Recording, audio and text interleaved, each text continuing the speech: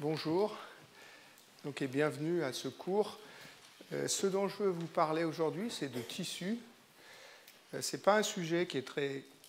Excusez-moi, j'ai un problème de voix, ce n'est pas un sujet qui est très classique pour les physiciens, mais je pense que décrire les tissus en biologie, c'est une entreprise qui est très, très interdisciplinaire, qui doit certes faire intervenir des biologistes, mais que les physiciens ont tout à fait leur rôle à jouer. Il y a quelques années, l'Institut américain de recherche contre le cancer a même fait un appel d'offres explicitement ouvert uniquement aux physiciens.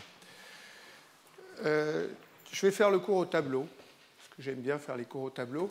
Évidemment, je suis absolument incapable de faire quelques dessins que ce soit, donc les dessins, je vous montrerai des slides, mais j'essaierai de faire au maximum le cours au tableau. Je suis physicien, donc je vais présenter les choses comme un physicien. Ceci dit, je vais parler d'objets biologiques. Il se peut qu'il y ait un problème de langage. Alors je vais un peu prendre cette occasion pour vous dire, posez des questions. À la limite, plus vous en posez, plus je suis content. C'est bien plus agréable d'avoir un feedback que ce que vous me regardiez tout seul au tableau. Donc surtout, n'ayez pas peur de poser des questions. Le pire qui puisse arriver, c'est que je ne sois pas capable de répondre à la question. Je vous promets, j'irai chercher une réponse. On connaît suffisamment de gens pour être à peu près sûr de trouver une réponse. Donc voilà, après le cours, donc, il y a un séminaire. Le séminaire a lieu à 17h15. Aujourd'hui, c'est Stéphane Grill qui vient de l'Institut Max Planck à Dresde, qui devrait présenter un séminaire. Je ne l'ai pas vu encore, il devait arriver à 13h. Donc on espère qu'à 17h15, il aura trouvé son chemin et qu'il sera là.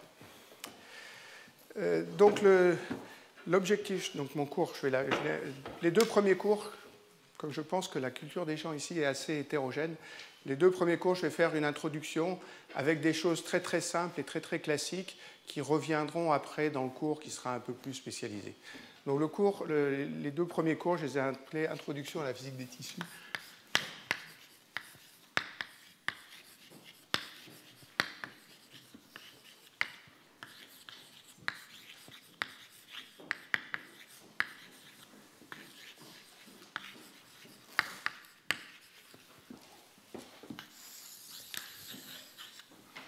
Donc, comme je disais, je pense que la physique a une contribution importante à appliquer à l'étude des tissus. Ça couvre pour moi plusieurs domaines. Le premier, c'est la mécanique des tissus.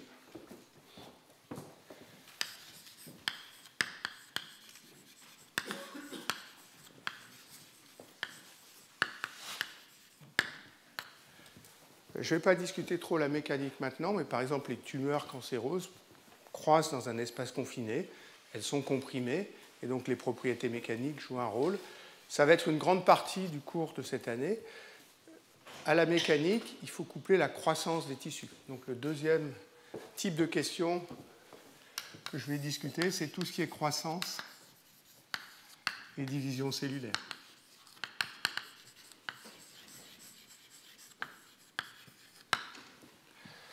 Je ne crois pas qu'il faille s'arrêter là.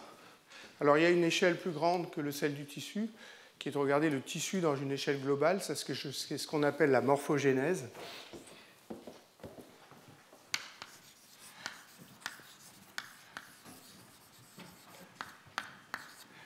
La morphogénèse, c'est l'étude de la forme des tissus. Cette forme des tissus, elle résulte d'un couplage entre la croissance et les propriétés mécaniques du tissu.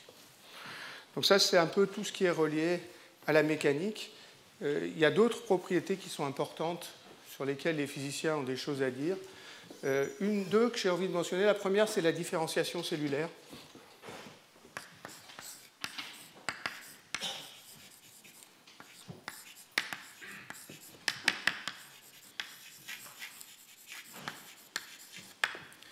La différenciation cellulaire, c'est le fait que dans un tissu, il y a plusieurs types de cellules et que certains types de cellules peuvent se transformer en d'autres types de cellules.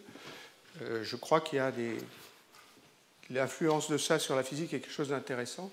Et puis, il y a un dernier point qui est absolument essentiel, c'est que la croissance des tissus, comme tous les processus biologiques, est un phénomène qui est régulé. Et donc, il y a tout ce qui est régulation de la croissance, qui est aussi quelque chose qui va être important.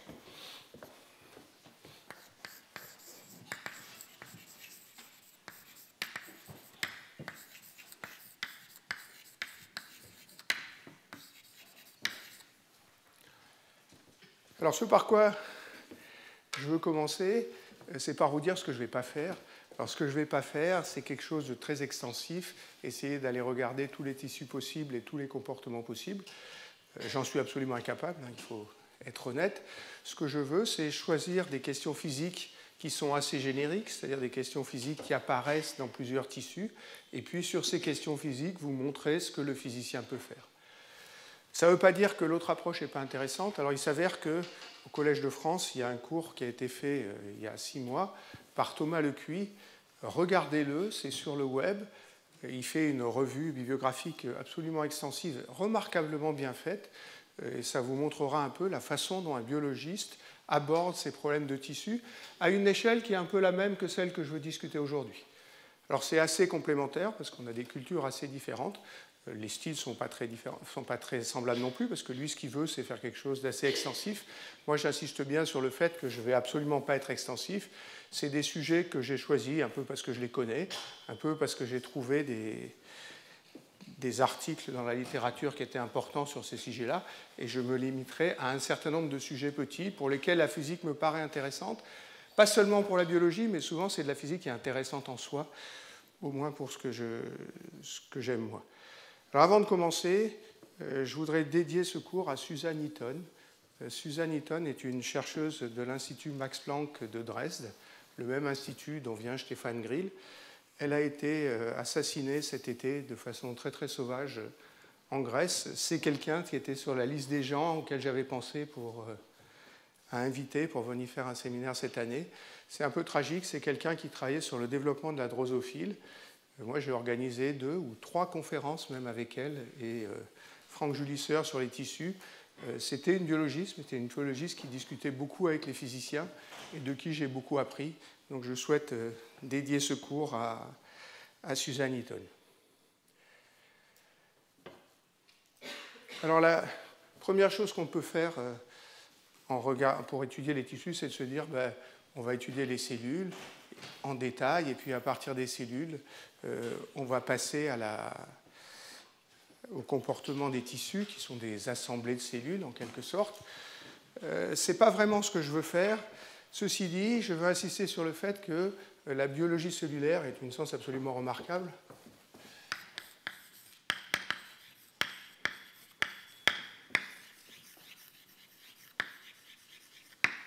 Alors avant, j'ai oublié de vous montrer Susan Eaton. Donc voilà Suzanne, donc, qui est décédée cet été.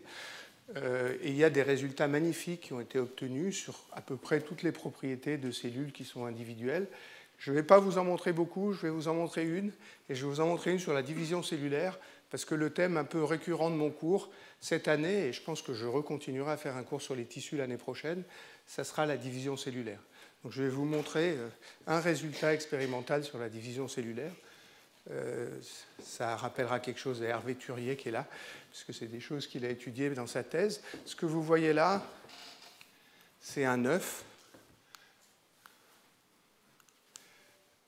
Alors j'ai appuyé dans le mauvais sens. C'est bizarre, ça va à l'envers. Mais... Donc c'est des œufs. C'est un œuf qui est un œuf d'oursin. Et c'est la première division de leurs oursins que je vous montre ici. Avant la division, alors c'est toute l'étape que les gens connaissent en général bien. Ça marchait tout à l'heure, ça n'a plus marché. C'est toute l'étape que les gens connaissent en général bien, c'est la mitose. À la mitose, la cellule est sphérique. La cellule est sphérique parce qu'elle a une tension importante. Et exactement comme les gouttes de liquide, quand vous avez une tension importante, l'objet devient sphérique. Donc la cellule est sphérique, et puis l'œuf peut se diviser en 2 cellules. Vous voyez la façon dont il procède. Il se contracte au milieu, il prend cette forme ici, qui est une forme un peu de cacahuète. Puis il y a un anneau qui se forme, l'anneau se contracte, et puis on arrive à couper la cellule en 2. Ça, c'est ce qui se passe quand on étudie une cellule isolée. Alors je peux vous montrer un film, évidemment accéléré. Donc il y a 2... Normalement, ça va boucler. Regardez celle-là. Voilà une cellule qui se divise. Et vous voyez, à la fin, j'ai 2 cellules qui sont encore à côté ici. Elles vont se séparer. Et puis, elles vont regrossir pour continuer le développement de cet objet-là. Parfois, ça rate. Donc, ce qui est montré ici, c'est une division qui rate. La cellule commence à se diviser, et puis quand elle a atteint un certain degré de constriction, la division s'arrête et la cellule redevient sphérique. Donc c'est en gros ça le motif général du cours, c'est qu'est-ce que fait la division cellulaire dans les tissus et à quoi est couplée la division cellulaire. Alors une autre chose qu'on apprend de la biologie cellulaire, c'est que le comportement d'une cellule dépend de son environnement. Et ça, c'est essentiel dans les tissus. Une cellule ne se divise pas de la même façon quand elle est isolée que quand elle est entourée d'autres cellules. Alors une façon de voir ça, qui est une façon un peu de physicien, c'est de dire, bien sûr, dans un tissu, une cellule va interagir avec les cellules voisines, et ce qui compte, c'est ces interactions avec les cellules voisines. Il y a un comportement collectif des cellules, et en gros, le but de mon cours, c'est de décrire ce comportement collectif des cellules, à tel point que je vais à peine parler des propriétés des cellules isolées. Je ferai peut-être un cours là-dessus plus tard, mais je vais parler de très très peu de propriétés des cellules isolées. Et je vais retenir de ça simplement que les cellules se divisent. Quand une cellule se divise, on passe d'une cellule à deux cellules. J'ai parlé des propriétés mécaniques des cellules. Je peux dire un tout petit mot en plus, parce que ça va ça aussi être une très grande partie du cours. Je disais que quand une tumeur pousse dans un organisme, l'espace libre pour la tumeur est petit, et donc la cellule est comprimée. Donc on n'a pas un tissu qui est libre, on a un tissu qui est comprimé. Ça veut dire qu'il y a des contraintes mécaniques dans le tissu, et il s'avère que la division cellulaire, le taux de division, c'est-à-dire le nombre de divisions cellulaires par unité de temps, dépend des contraintes dans le tissu. Donc il y a un couplage entre la mécanique et la croissance. Mais il y a aussi un couplage dans l'autre sens, parce que quand une cellule est piégée dans un tissu, elle a des cellules voisines, elle doit croître, et pour croître, elle pousse sur les cellules voisines. Et ça, une cellule qui se divise, ça veut dire qu'elle crée des contraintes, et qu'elle crée des contraintes mécaniques dans le tissu dans lequel elle se divise. Donc là, vous avez un peu l'interaction dans les deux sens. Les contraintes mécaniques influencent la division cellulaire, et on verra que si la contrainte est trop grande, eh bien, le taux de division diminue. Et puis, la division cellulaire elle-même a un rôle sur les contraintes mécaniques. Tout ça, ça conduit à une mécanique des tissus qui est quelque chose d'assez particulier. C'est des comportements qu'on n'a pas l'habitude de voir. Alors, tout à l'heure, je vous dirais, une façon de regarder le problème, c'est de dire finalement un tissu, c'est un matériau. Je peux essayer de faire de la physique des matériaux sur un tissu. C'est un matériau, mais c'est un matériau où les cellules se divisent et où les cellules peuvent mourir. Donc, ce n'est pas ce que font les gens d'habitude en physique des matériaux. Ils ne regardent pas des matériaux dont le nombre de particules est constant, ou le nombre de cellules est constant. Quand on regarde des tissus, le nombre de cellules va augmenter parce que les cellules se divisent, et puis le nombre de cellules va diminuer parce que les cellules meurent. Et ça conduit à des comportements de matériaux qui ne sont pas classiques du tout et qui sont assez originaux. C'est une façon de regarder le comportement des tissus.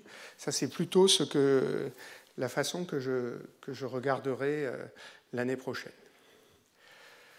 Ça, c'est ce qui se passe quand je regarde les cellules à plus grande échelle. Donc, il y a un problème qui a été énormément discuté, c'est la morphogénèse, c'est-à-dire quelle est la forme que prennent les tissus.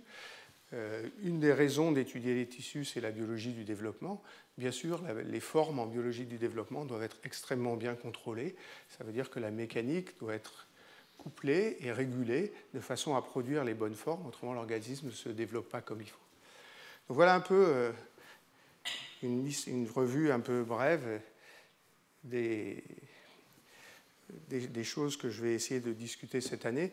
Et puis au fur et à mesure de ce cours et du cours prochain, je vous montrerai un peu plus en détail les questions que je souhaite aborder. Alors mon premier chapitre n'est pas très original, je l'ai appelé « Cellules et tissus ».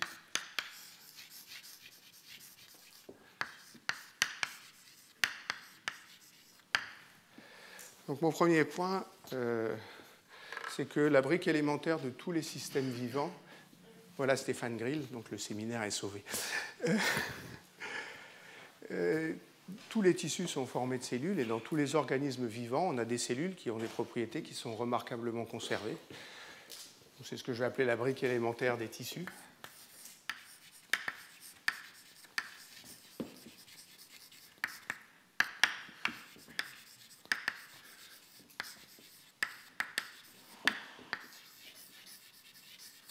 C'est la cellule.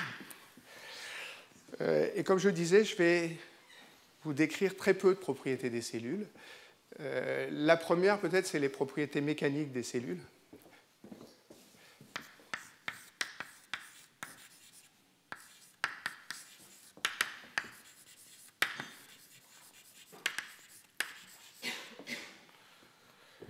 Alors les gens ont fait des expériences, on peut appuyer sur une cellule et puis regarder comment elle se comporte. En gros, elle a un comportement élastique. Une cellule, ça a un module élastique, c'est 1000 pascal. Alors c'est très petit, 1000 pascal. Hein. Ça, c'est 10 puissance 11 pascal. Un caoutchouc, c'est 10 puissance 6. Ça, c'est la semelle de mes chaussures. C'est 3 ordres de grandeur un peu plus bas. Les choses que vous connaissez, que ces dames connaissent bien, c'est les gelées qu'on met dans la cuisine. Les gelées, la gélatine ou les choses comme ça. Ça a un module élastique d'à peu près 1000 pascal aussi, entre 1000 et 10 000 pascal. Et c'est ça l'élasticité d'une cellule. Alors pourquoi est-ce que la cellule a ce type d'élasticité? Les gens ont fait beaucoup d'études, mais à la fin de l'histoire, c'est assez simple. Ce qui fait l'élasticité des cellules, c'est des filaments qui sont à l'intérieur du cytoplasme. Donc voilà, ici, une coupe d'une cellule. Vous avez la membrane ici. Il y a toutes les organelles qui flottent au milieu. Et puis tout l'espace à l'intérieur de la cellule qui n'est pas occupé par les organelles, c'est ce qu'on appelle le cytoplasme. À l'intérieur de ce cytoplasme, vous avez des filaments qui se comportent un peu comme des polymères, et c'est ces filaments-là qui font l'élasticité de la cellule. Alors je peux être un tout petit peu plus précis. Ça, c'est une vraie image de cellule. Ce qui est marqué en vert ici, c'est un filament qui s'appelle l'actine.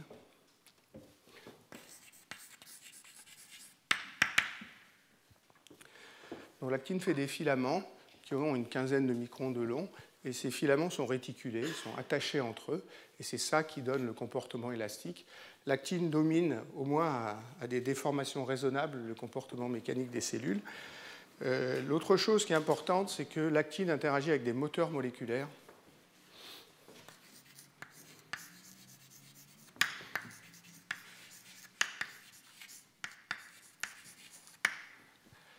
Alors en général, avec l'actine, et ça ne sera pas très important, ces moteurs moléculaires s'appellent des myosines. Ça, c'est des molécules, des protéines, qui consomment de l'énergie, donc ils consomment de l'énergie chimique sous forme d'ATP qui est hydrolysé, et ils produisent des forces et ils créent des mouvements.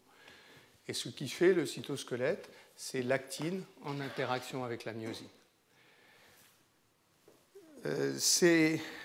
En fait, on a un assez bon modèle de ce cytosquelette d'actine et de myosine. Pour ceux d'entre vous qui ont assisté au cours de l'année dernière, j'ai parlé de matière active.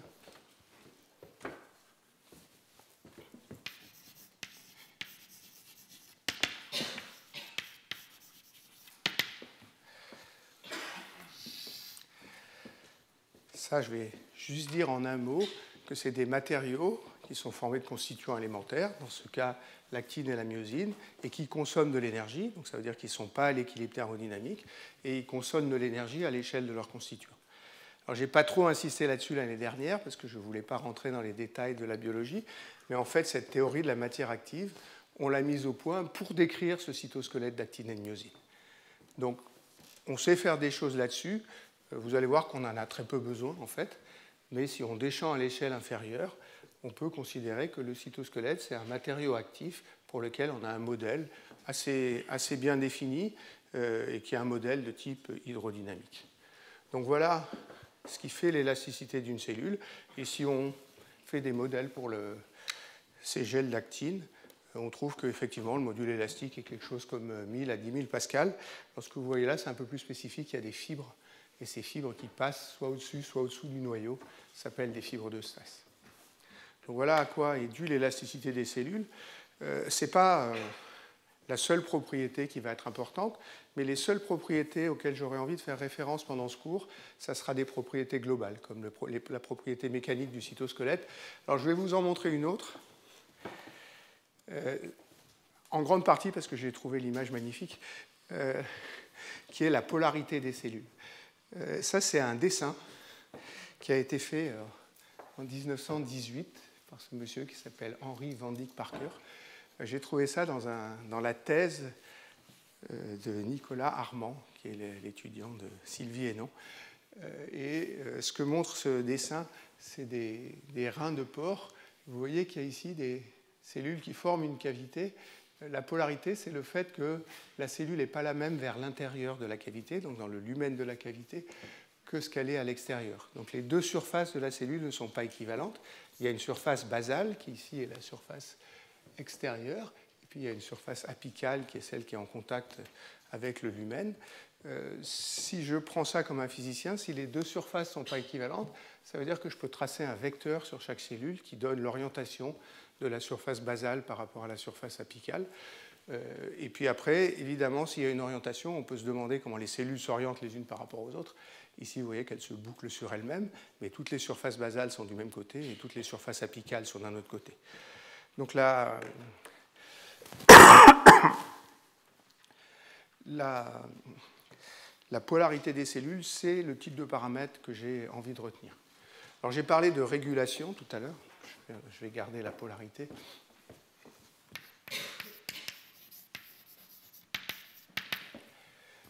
J'ai parlé de régulation. La régulation, elle se fait parce que les cellules relarguent dans le milieu extérieur des composants chimiques, des morphogènes, et c'est ces morphogènes-là qui sont à l'origine de la régulation.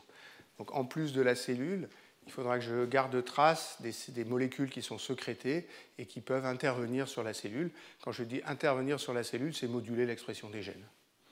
Donc il y a des morphogènes qui régulent l'expression des gènes.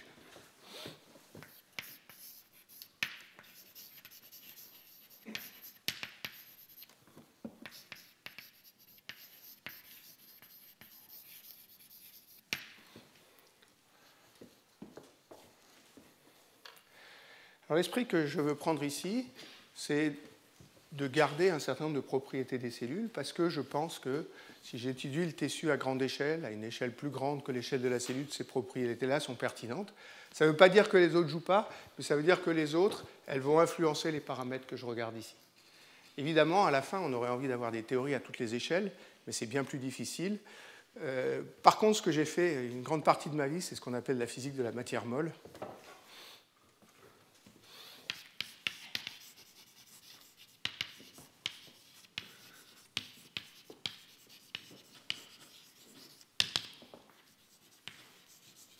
Et un des enseignements peut-être les plus importants de la physique de la matière molle, c'est qu'il y aurait une autre attitude qui est de dire je vais partir de l'échelle des molécules. À partir de l'échelle des molécules, je vais expliquer le comportement des cellules. Puis à partir du comportement des cellules, je vais expliquer le comportement des tissus.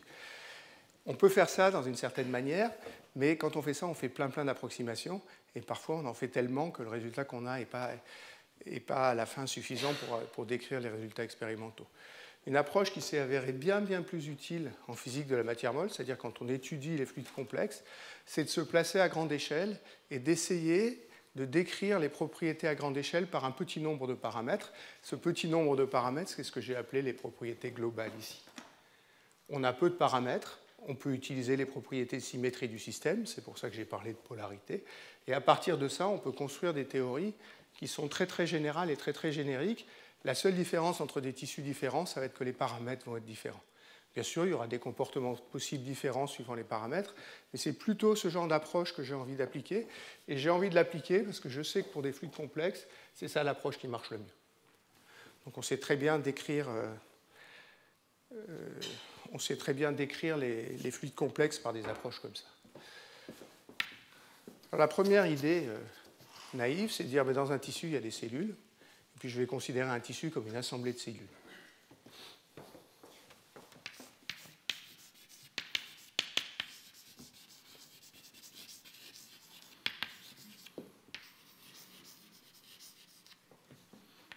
Alors, je vais beaucoup faire ça. Ce n'est pas tout à fait exact. Alors, bien sûr, je peux dire qu'un tissu, c'est des cellules qui interagissent. Entre les cellules, il y a un fluide, il y a de la matrice extracellulaire. J'ai parlé des molécules qui étaient sécrétées. Dans une première approximation, je vais considérer qu'il y a un seul composant que je vais appeler la cellule, avec les propriétés qui sont là. Et puis, si ce n'est pas suffisant, on essaiera de raffiner la description. Raffiner la description, ça veut dire introduire ces paramètres supplémentaires que dans un premier temps, j'aurais oublié, parce que j'aurais considéré que tout est caché dans la cellule. Donc ma première approche, ça sera de dire, je considère qu'il n'y a que des cellules dans un tissu. La cellule, c'est un objet. Cet objet, il a un certain nombre de propriétés, et à partir de cette propriété, je vais construire le tissu. Donc, je vais faire un modèle à un composant.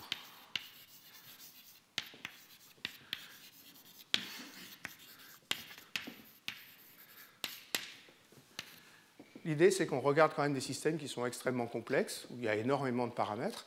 Il y a énormément de paramètres qui sont connus. Les biologistes ont accumulé une quantité de données qui est absolument fabuleuse. Et en gros, ce que je suis en train de faire, c'est de vous dire que j'ai envie d'en oublier le maximum pour arriver à décrire les tissus de façon raisonnablement générale à grande échelle. Et puis, dans certains cas, les propriétés seront plus spécifiques. Et quand les propriétés sont plus spécifiques, il faudra revenir à une description que moi j'appellerais plus microscopique et qui fait intervenir les paramètres. Alors, dans cette description physique des tissus, je vais distinguer deux approches.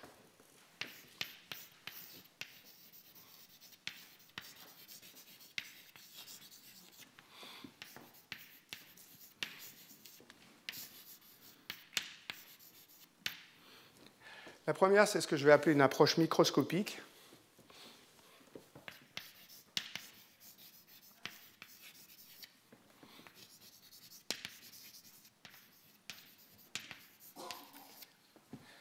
Je vais juste vous montrer une image ici qui illustre bien ce que je vais appeler cette approche microscopique. Ce que vous voyez là,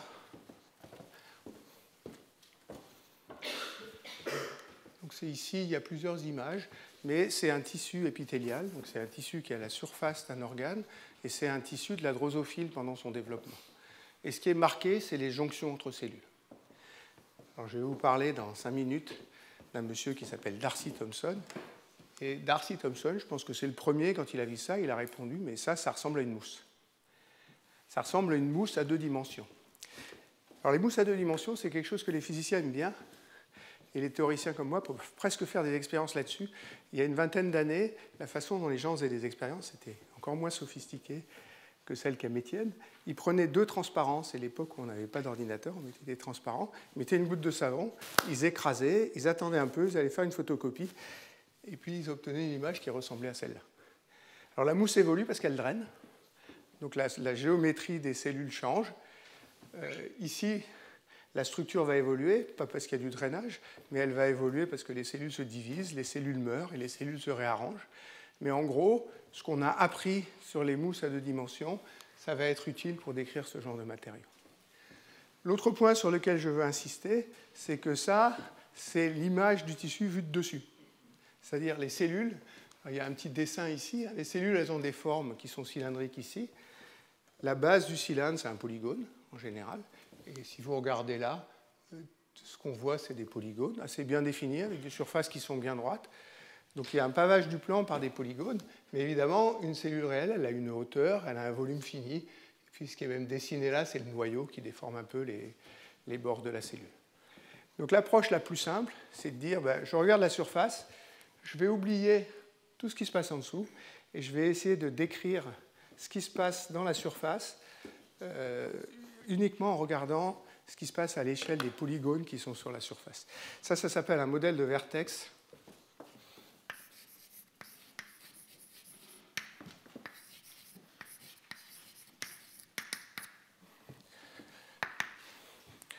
Je ne vais pas vous en dire beaucoup plus maintenant. Je passerai au moins 2 cours à expliquer comment marchent ces modèles de vertex et qu'est-ce qu'on peut obtenir par ces modèles de vertex. Vous voyez là que je fais une approximation qui est assez gigantesque parce que je ne fais même pas référence au volume de la cellule, je ne fais référence qu'à l'air sur la surface que je vois de la cellule. Alors je vais quand même vous montrer quelque chose, c'est un film. Donc c'est une évolution qui a été faite justement pour étudier la croissance d'un épithélium de la drosophile par mon collègue Frank Jülicher. Et ce qu'on peut regarder, c'est comment croît le tissu. Je vais vous montrer ce film. Donc il y a des processus de division et de réarrangement qui font croître le tissu. Plus les cellules se divisent, plus le tissu croît et plus la taille du tissu augmente ici. Ce qui est regardé là, c'est les polygones qui font la surface et le code de couleur code pour le nombre de côtés de chacun des polygones.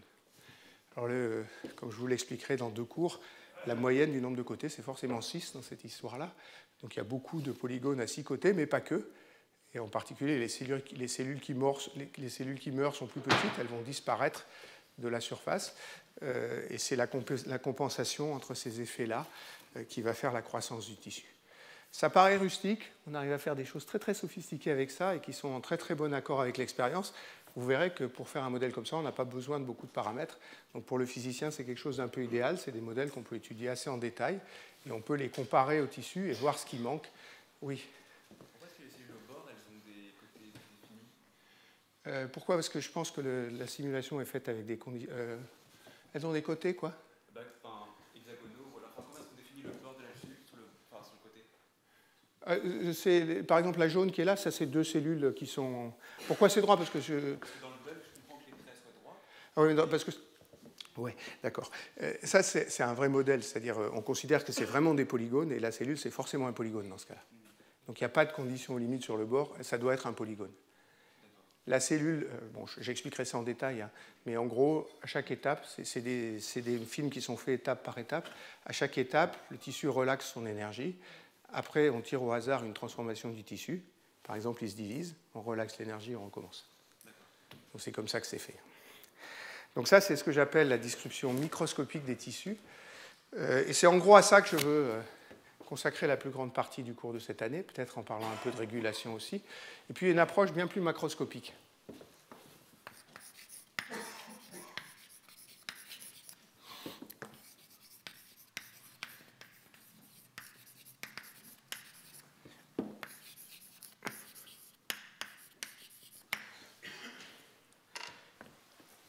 J'ai cherché longtemps qu'est-ce que je pourrais vous montrer comme image pour illustrer l'approche macroscopique. Ce que j'ai mis là, c'est un tissu épithélium, donc c'est un tissu qui borde la surface d'un organe qui est l'utérus dans ce cas-là. Vous voyez que c'est assez compliqué. Donc le tissu épithélium, il commence ici. Il y a une membrane et la coloration, elle vous indique les cellules qui sont en train de se diviser. Donc toutes les cellules noires, il y a un marqueur de la division cellulaire. Je ne sais pas s'il y a des biologistes parmi vous, mais ils pourraient vous expliquer comment on fait ça. Ce n'est pas très important pour moi. Les cellules se divisent au voisinage de la surface ici. Et puis après, évidemment, il n'y a pas de place sur la surface, donc elles passent dans les couches du dessus. Et donc il y a une migration des cellules du bas vers le haut. Et les cellules meurent en haut de l'épithélium. Ce que j'ai envie de faire, moi, et c'est ce qu'on a fait sur ces problèmes-là, c'est de dire finalement, ça c'est un matériau. Alors je vous ai dit que la cellule était élastique. Est-ce que le tissu lui-même est élastique? Alors on a des exemples où des assemblages de matériaux élastiques peuvent couler, par exemple. Est-ce que le tissu coule? Est-ce que le tissu est élastique? Et puis surtout, quel comportement solide on peut avoir pour le tissu? Donc ce que j'ai envie de faire dans un problème comme ça, et c'est beaucoup ce qu'on a fait à Curie, c'est d'obtenir ce que les mécaniciens appellent une loi de comportement. On peut définir une contrainte à l'intérieur du tissu, ça c'est la force locale. On peut définir une déformation, et ce qu'on veut, c'est la relation entre la force et la déformation. Alors, je ne suis pas très imaginatif. Enfin, il y a un certain nombre de relations entre force et déformation qu'on connaît. La première, c'est un fluide. Dans un fluide, la contrainte, elle est proportionnelle à la dérivée temporelle de la déformation. Ça, c'est le gradient de vitesse. Donc, pour qu'un fluide coule, il faut que la vitesse ne soit pas homogène, parce qu'autrement, il se translate comme ça, et je peux très bien translater un solide. Donc, il faut qu'il y ait un gradient de vitesse. Et puis, si la relation est linéaire, ce qui n'est pas toujours le cas, la contrainte est proportionnelle à ce gradient de déformation, et le coefficient de proportionnalité, c'est la viscosité.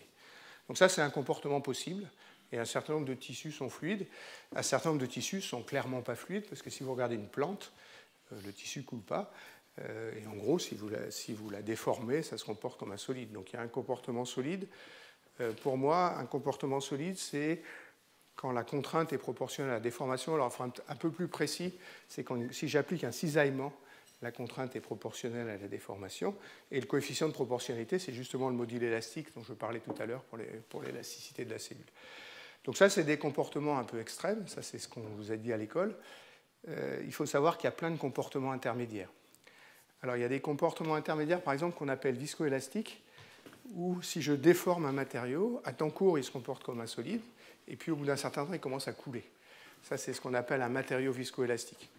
Alors, si vous êtes un peu formel, presque tous les matériaux liquides sont viscoélastiques parce qu'à temps très très court, ça se comporte toujours comme un solide, mais comme les temps caractéristiques sont 10-12 secondes pour un solide usuel, vous n'êtes pas capable de faire une expérience de mécanique à 10-12 secondes, donc les liquides coulent vraiment. Si vous prenez des matériaux polymères, ces temps caractéristiques peuvent être des secondes, et puis on voit très bien le comportement solide et le comportement liquide. C'est ça qui crée les propriétés de déformation un peu inhabituelles et un peu contre-intuitives de tous ces systèmes polymères. les tissus peuvent se comporter comme des matériaux viscoélastiques. Il y a un deuxième type de comportement auquel on peut penser, c'est ce qu'on appelle le comportement plastique. Le comportement plastique, c'est quelque chose qui est bien connu des gens qui font de la géophysique. C'est des matériaux qui, si vous appliquez une contrainte faible, se comportent comme un solide élastique. Et puis, il y a une contrainte seuil. Et au-delà de cette contrainte seuil, c'est-à-dire si vous appuyez trop fort ou cisaillez trop fort le matériau, il se met à couler. Donc il coule, mais il ne coule qu'au-delà d'une contrainte seuil. Donc c'est le cas des matériaux géophysiques, hein, à l'intérieur du manteau terrestre. Les roches se mettent à couler parce qu'on dépasse des contraintes seuil, parce que les contraintes sont gigantesques. Il y a des matériaux polymères, plastiques, où les contraintes seuil sont très faibles, et en appliquant une petite contrainte, on arrive à les faire couler. Donc voilà un peu les idées qu'on peut avoir. Je vous ai dit qu'il y avait des comportements viscoélastiques. Les comportements plastiques sur les tissus, il semblerait, et je ne sais pas très bien pourquoi, mais on avait trouvé ça. Il y a des gens qui ont fait des simulations numériques plus précises que celles qu'on avait faites, mais il semblerait que dès qu'il y a de la division cellulaire, la contrainte seuil disparaît ou la contrainte seuil est tellement faible qu'on n'arrive pas à la voir, et que donc un tissu dont on pourrait attendre qu'il ait un comportement plastique, en fait, se met à couler et devient un liquide avec une contrainte seuil qui est extrêmement basse. Donc voilà les deux approches que j'ai envie de mettre en avant pour les tissus. Donc ça, c'est ma première propriété donc sur la mécanique. Alors, je ne l'ai pas écrit. Hein. Je vais mettre mécanique des cellules.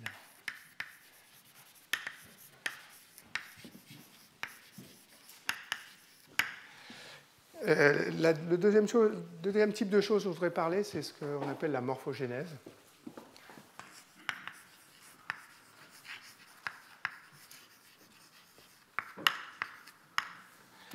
Est-ce que, après y avoir un peu réfléchi, la façon dont je vais le faire, c'est un peu de façon historique. Donc j'ai appelé ça morphogénèse, forme et croissance.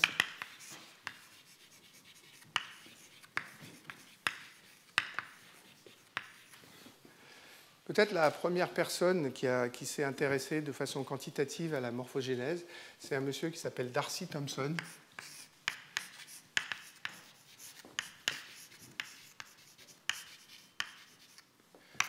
Alors, Darcy Thompson, c'était un biologiste et mathématicien écossais.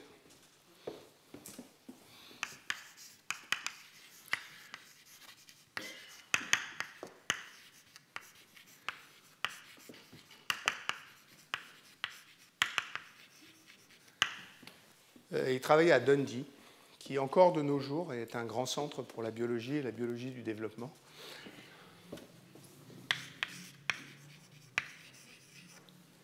Et Darcy Thompson a écrit un livre qui est absolument remarquable, qui s'appelle On Growth and Forms.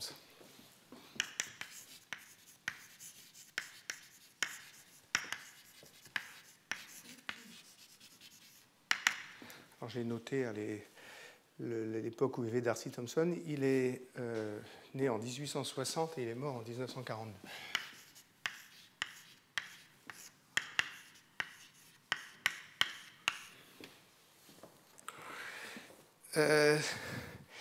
Ce livre est absolument étonnant. Ce à quoi s'intéresse Darcy Thompson, comme le dit le titre, hein, il s'intéresse à la croissance en biologie et aux formes en biologie, et il procède beaucoup par analogie. Il fait des analogies avec les systèmes physiques qu'il connaît, et il fait des analogies avec les formes qui sont obtenues par des transformations mathématiques sophistiquées. Ce qui est assez étonnant, c'est qu'il dit cette forme ressemble à celle-là. Il n'essaye pas trop de justifier ce qui est à la base de ces analogies-là, et pourtant il a introduit plein d'idées que de nos jours on utilise encore. Donc c'est plutôt en partant de ces observations, en disant tiens, cette forme elle est pareille que celle-là, ou elle est pareille que cette transformation mathématique qui me permet d'obtenir telle et telle chose. Et puis c'est comme ça qu'il est un peu remonté en arrière et qu'il a essayé de poser certains principes pour ce qui est la forme et la croissance des tissus. Un des grands credos que Darcy Thompson avait, c'est que les biologistes se sont trop focalisés sur l'évolution et ne se sont pas intéressés assez à la physique et aux mathématiques. Je fais presque cette formule mienne. Moi, j'ai tendance à dire aujourd'hui qu'ils se sont peut-être un peu trop intéressés à la génomique et qu'ils ne se sont pas intéressés à la physique et aux mathématiques. Ça ne veut pas dire que l'évolution n'est pas importante. On est tous d'accord que l'évolution joue un rôle essentiel. On est tous d'accord que la génomique joue un rôle essentiel. Mais je pense que la physique et les mathématiques jouent aussi un rôle qui est très très important pour ces propriétés de morphogénèse. Alors dans ce livre, il y a un chapitre, alors dans la version que j'ai, c'est le chapitre 4, mais la version que j'ai, c'est une version abrégée. Donc peut-être qu'il y a d'autres chapitres auxquels je n'ai pas eu droit. Donc le chapitre 4,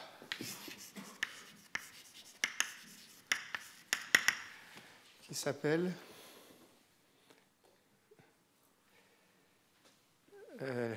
la forme des the form of tissues and cell aggregates.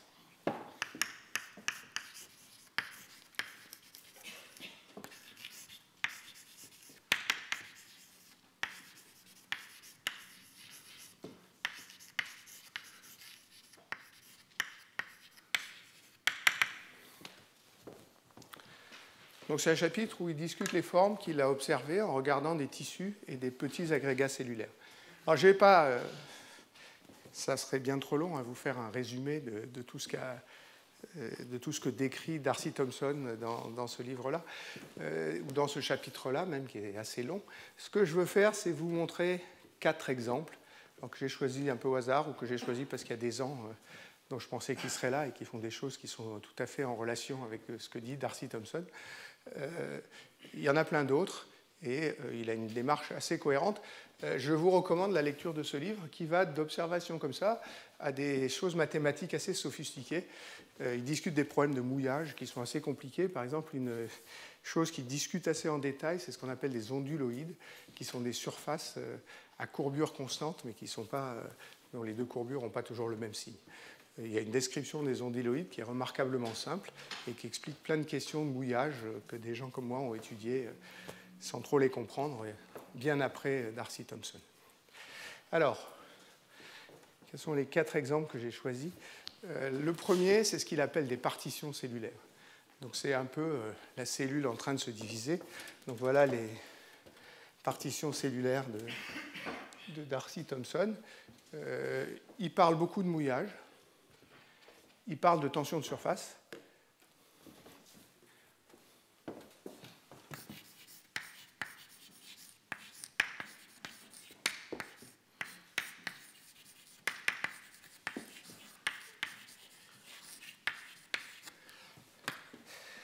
Là, je vais rejoindre. Je vais être obligé de vous avouer que j'ai fait ma thèse sur le mouillage. Mon directeur de thèse disait, de toute façon, les physiciens, ils ne savent faire qu'une chose, c'est vous parler de ce qu'ils ont fait pendant leur thèse. C'est promis, je ne vous parlerai plus trop de mouillage après, mais il s'avère que dans ce cas-là, c'est tout à fait approprié. Quand il voit ça, il parle de bulles de savon. Il dit ça ressemble beaucoup à des bulles de savon.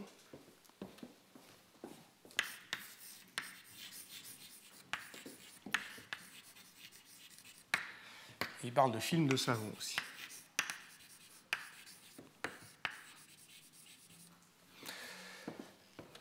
Et donc, il dit, ça, finalement, c'est la même chose que des bulles de savon qu'on joindrait. Par exemple, il s'intéresse à l'état de la surface entre les deux bulles, et il dit, elle n'est plate que si les deux cellules sont de même taille. Ça, c'est simplement si les deux cellules sont de même taille. Il est tout à fait au courant de la pression de la place. La pression est la même des deux côtés. Si la pression est la même des deux côtés, la surface est forcément plane. Et puis si vous regardez, et il dit, c'est pareil pour des cellules, si vous regardez par exemple une petite et une grande, la pression est plus grande dans la petite goutte, et donc la pression dans la petite goutte pousse l'interface, et l'interface est courbée vers la grande goutte. On peut imaginer que ces choses-là expliqueraient des divisions asymétriques ou des choses comme ça. Ça fait hurler certains biologistes parce que c'est extrêmement simple et simpliste comme discussion, surtout qu'ils supposent par exemple que la tension est constante, et rien ne prouve que la tension d'une cellule va être constante. Ceci dit, qualitativement, moi, l'idée me paraît très bonne et c'est le genre d'idée auquel j'ai envie d'adhérer totalement. On n'est pas très loin de ce que je vous ai montré tout à l'heure, avec ma division cellulaire. Quand on a fait des calculs là-dessus avec Hervé Turlier, il a regardé ce qui se passait quand on avait des divisions qui n'étaient pas symétriques. Et en gros, il y a une tension à la cellule, donc on a des formes qui ressemblent terriblement à celle-là. Le deuxième... la deuxième chose que je vais vous montrer, c'est ce deuxième dessin. Alors, c'est les dessins du livre de Darcy Thompson, que j'ai photocopié avec un peu de mal d'ailleurs.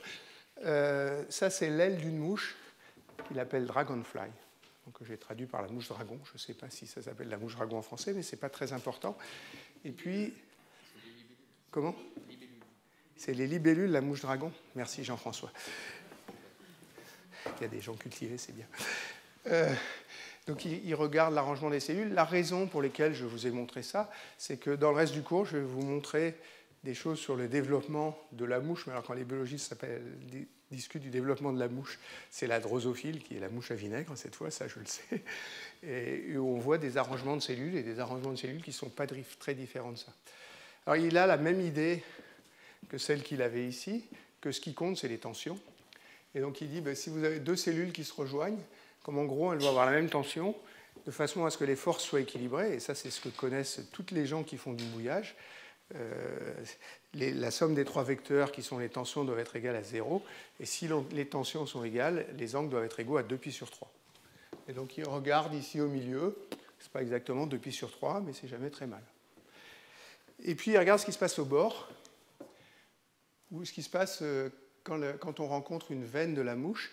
Dans ce cas-là, les cellules s'appuient sur un corps qui est différent, et il regarde l'angle, et comme le prévoit l'équilibre des forces dans ce cas-là, la veine n'est pas déformable, et donc on a deux tensions qui tirent l'une sur l'autre, et dans ce cas-là, l'angle doit être égal à 90 degrés, et on voit que partout au bord, les angles sont égaux à 90 degrés. Ça aussi, c'est extrêmement simple, mais ça a toutes les raisons d'être vrai, donc, et on voit bien qu'à partir d'arguments comme ça, on arrive à expliquer une partie de l'arrangement des cellules dans la mouche. Alors ça, c'est le troisième qui est là, c'est quelque chose qui est pour Hervé Turlier, je ne sais pas où il est assis, je l'ai vu arriver tout à l'heure. Ça, c'est des arrosements de 4 bulles de savon, et ce que dit Darcy Thompson, c'est que cet arrangement-là est instable. Ce vertex qui est là, qui a 4 lignes, va se séparer en deux, et on va faire 2 vortex à 3 branches. Alors lui, il regardait ça, et il a des résultats expérimentaux avec une algue qui s'appelle Protococcus. Ça ressemble pas mal aux études que fait Hervé Turlier avec Jean-Léon Maître. Alors ce que regardent Hervé Turlier et Jean-Léon Maître, c'est des embryons de souris. Au niveau, ils n'ont que 4 cellules, mais le dessin n'est pas très différent de ceux qu'on peut faire là. J'en ai mis un quatrième qui est totalement différent, mais là aussi, il avait eu l'idée. L'idée, c'est de faire un système artificiel qui se comporterait comme un tissu. Alors évidemment, après tout ce que je vous ai dit, qui regardait des bulles de savon, qui regardait des films de savon, ce qu'il fait, c'est des gouttes. Et ça, c'est des gouttes de chlorure de sodium où la goutte est colorée. Donc c'est une espèce d'émulsion. Et vous voyez qu'on a des arrangements ici qui sont des polygones et qui ressemblent beaucoup à ceux que je vous ai montrés tout à l'heure. Alors il y a encore des gens qui font ça. Il y a des gens, moi, la personne que je connais, elle est à New York, elle s'appelle Jasna Brouillik.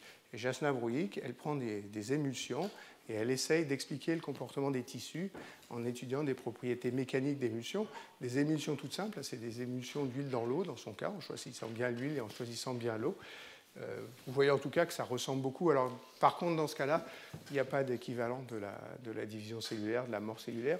Il y a des réarrangements, mais il avait quand même eu l'idée que finalement, ce n'était pas très différent de tous ces systèmes fluides qui sont là.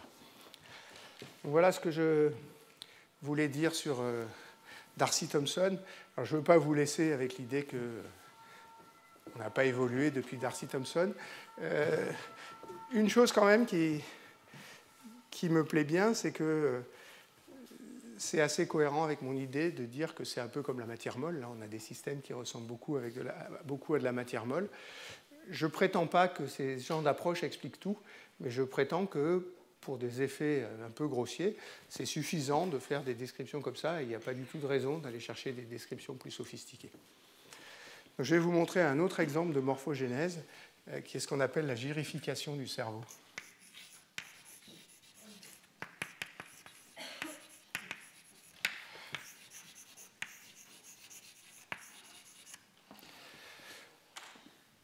Alors, je vais vous montrer mon image suivante, qui est un peu compliquée parce qu'il y a beaucoup de dessins dessus. Le vrai problème biologique, c'est celui-là, c'est de regarder le cerveau de fœtus après la gestation. Donc, les premières images, ça c'est 22 ou 23 semaines après la gestation. Et vous voyez que le cerveau est lisse. Et puis quand on regarde le développement du cerveau, il y a des tas de circonvolutions qui apparaissent au fur et à mesure.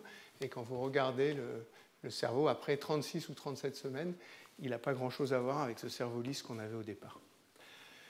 L'idée de ces gens, alors c'est un groupe qui est à Harvard, et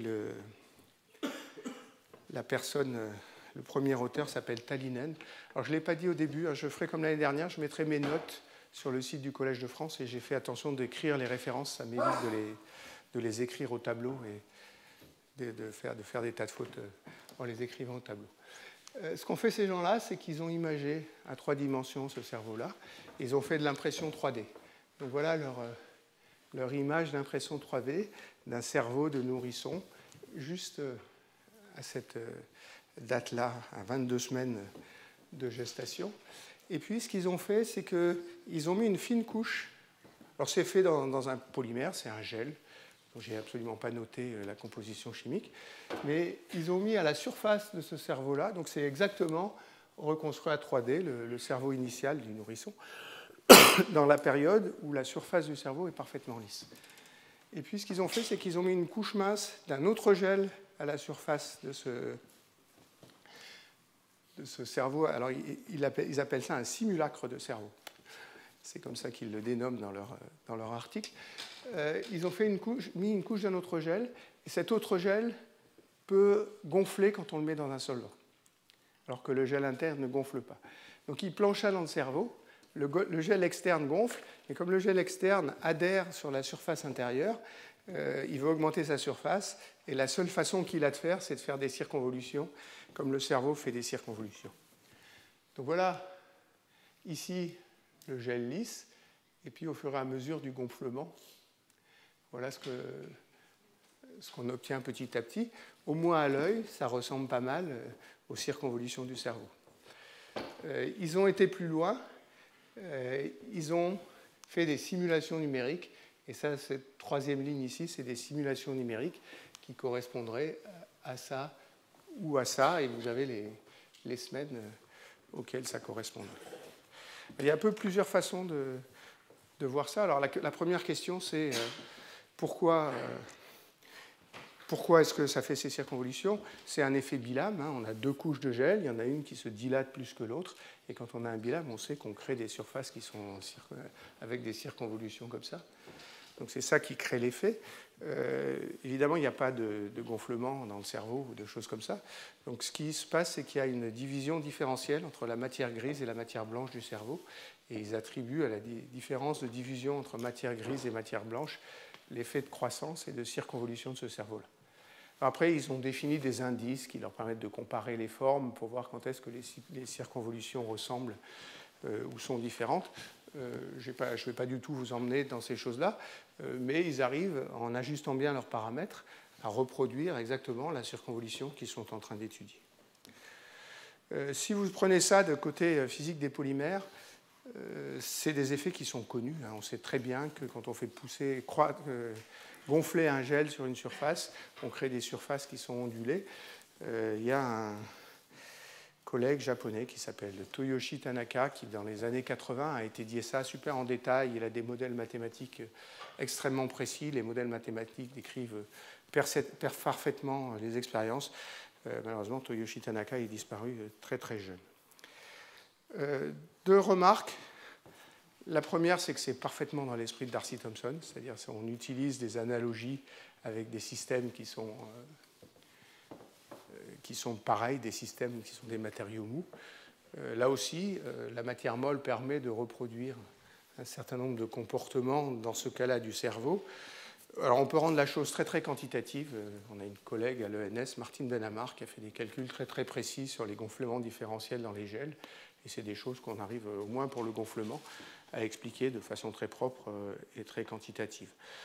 Il faut faire attention que on n'explique pas toutes les propriétés du cerveau avec ça. Je ne crois absolument pas que votre cerveau, c'est un gel mou, parce que autrement, je pense que vous ne seriez pas là.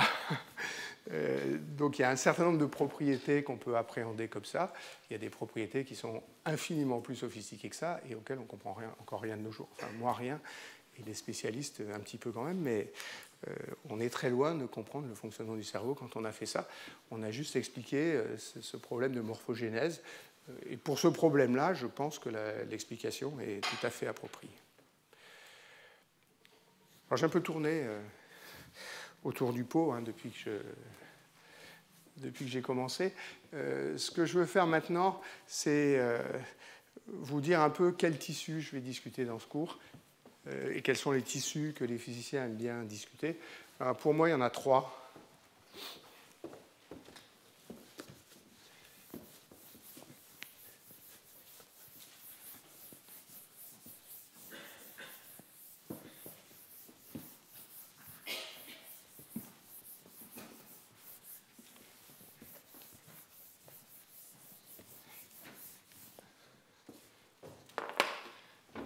C'est ce que je vais appeler des tissus modèles.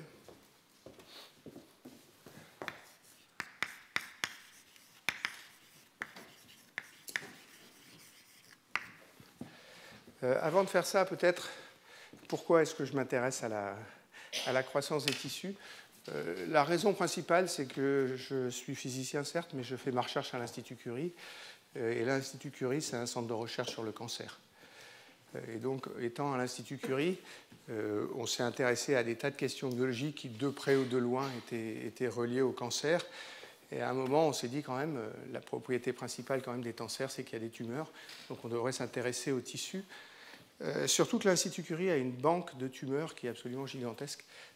Et donc ils ont des choses qu'on n'a pas encore fait nous, mais que des gens ont étudiées, auxquelles on pourrait comparer directement sur des tissus vivants.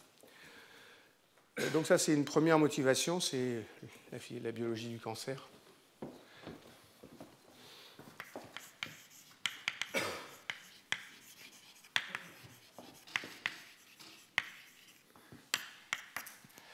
La deuxième motivation, c'est la biologie du développement.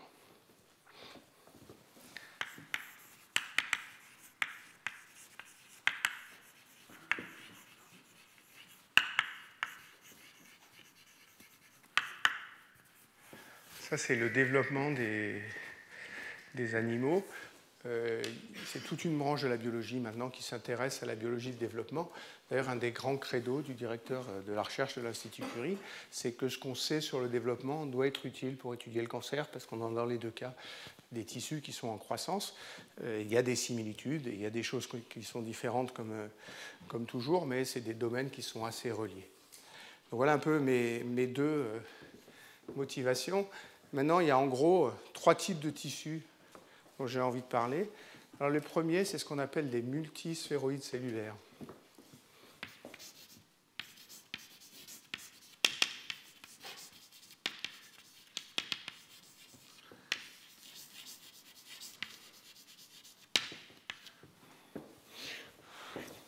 Alors, le mieux, c'est que je vous montre une image de multisphéroïdes cellulaires. Ça, c'est des agrégats de cellules. C'est des agrégats à 3 dimensions de cellules. Vous en avez toute une série ici. C'est pas tant les agrégats qui sont différents que la manière de les imager. Ça a été fait par ce monsieur allemand qui s'appelle Stelzer, qui à l'époque était à Heidelberg, à l'EMBL. Vous voyez les cellules à l'intérieur de ces agrégats. Typiquement, l'agrégat fait entre 500 microns et 800 microns, quelque chose comme ça. Donc on part d'un tout petit agrégat, on laisse les cellules se diviser, puis on obtient des gros agrégats comme ça, qui est ce qu'on appelle les multisphéroïdes cellulaires. Au départ, les gens se sont intéressés à ça. Alors, c'est facile à faire. C'est facile à faire avec des cellules cancéreuses. Avec des cellules non cancéreuses, c'est difficile à faire, parce que les cellules ont tendance à mourir par un phénomène qui s'appelle l'anéoïkis. Elles aiment bien être à 2 dimensions, et elles ont du mal à passer à 3 dimensions. Donc les gens savent le faire, mais ça devient très très technique. Et pour les physiciens, c'est un peu dur. Donc toutes les choses qui ont été faites autour de moi sur ces agrégats-là, en particulier par Fabien Montel et Morgane Delarue, sont des expériences avec des tissus cancéreux. Il y en a plusieurs, c'est des lignées de cellules cancéreuses. Il y en a plusieurs, et en gros, les propriétés se ressemblent toujours les unes aux autres. Ces agrégats-là, ils ont été utilisés pendant très longtemps pour tester des drogues contre le cancer.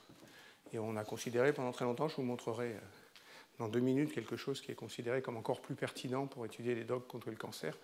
Mais pendant très longtemps, c'est ces agrégats-là qui étaient considérés comme les bons objets à étudier pour étudier l'effet des drogues contre le cancer. Alors, je n'ai pas résisté à vous montrer cette image-là. Ça, c'est un groupe de physique à l'Institut Curie, Françoise Brochard. Vous avez un agrégat multicellulaire qui est là. Et ce que fait Françoise Brochard, c'est que, alors ça, il y a des manips qui ont été faites par Karine Grigorkian. Elle approche une micropipette, elle aspire l'agrégat avec une micropipette, et puis elle tire. Donc elle diminue la pression et elle aspire le sphéroïde à l'intérieur de la pipette. Vous voyez une langue de cellules qui rentre à l'intérieur.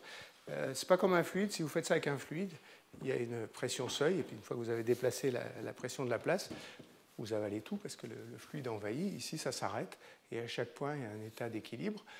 C'est-à-dire que la tension, donc si on dit que c'est une sphère, on soupçonne qu'il y a une tension de surface quelque part, et ça veut dire que la tension de surface n'est pas constante, parce qu'autrement, il y aurait un seuil d'invasion et tout serait envahi. Ce qu'on peut faire aussi, c'est regarder la cinétique d'avancée de la langue. Alors, je peux vous le remettre. Regardez la cinétique d'avancée de la langue à l'intérieur du fluide, et puis regardez quel modèle mécanique on connaît pour ça. Un modèle de fluide viscoélastique dont je parlais tout à l'heure reproduit très très bien ces expériences-là. Donc là, on est un peu dans un cas extrême, mais ils n'ont jamais prétendu autre chose d'un physicien qui s'amuse avec un matériau biologique. C'est pas sûr qu'il n'y ait pas d'application, qu'on n'apprenne pas des choses sur le comportement des tumeurs en faisant des choses comme ça. Donc voilà le premier type de tissu qui pour moi est un tissu modèle. Le deuxième, c'est les tissus épithéliaux de la drosophile.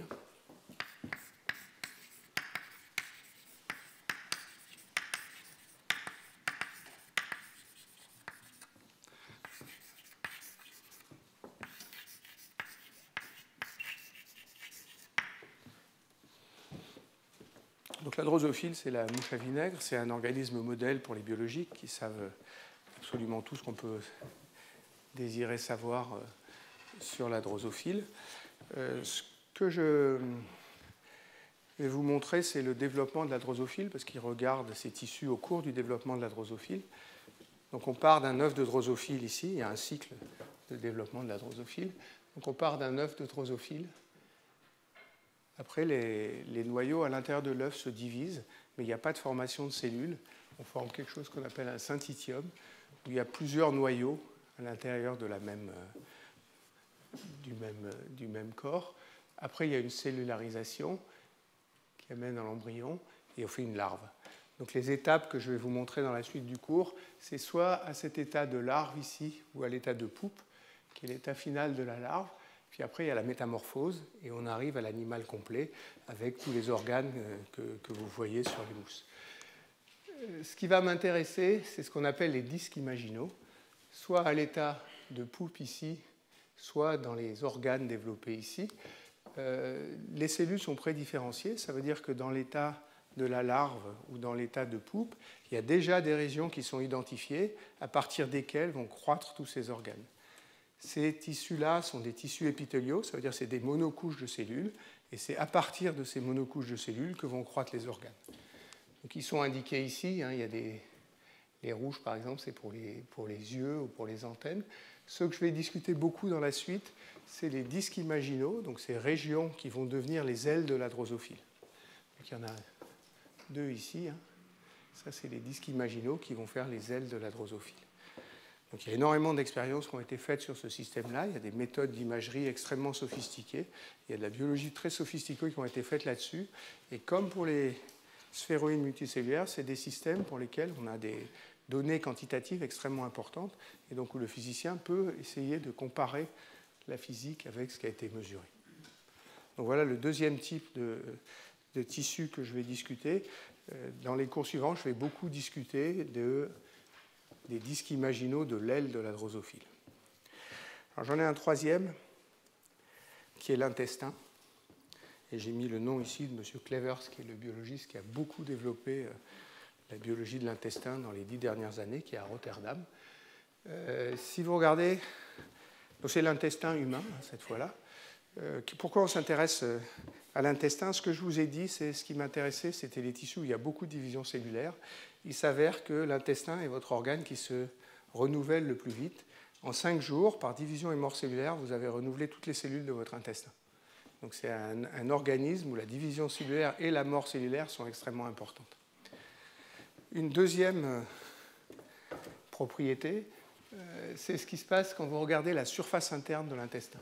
Donc voilà une image de la surface interne de l'intestin. Vous voyez qu'elle n'est pas plate.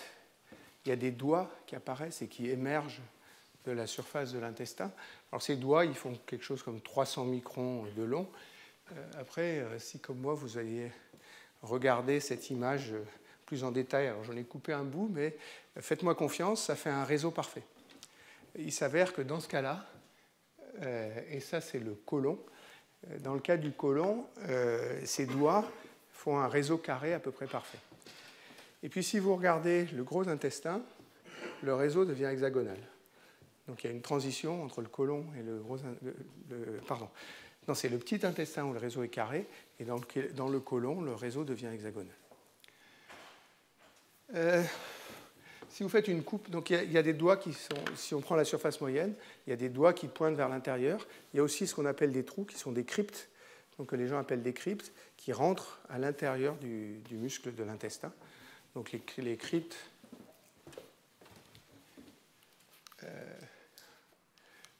il y en a une là.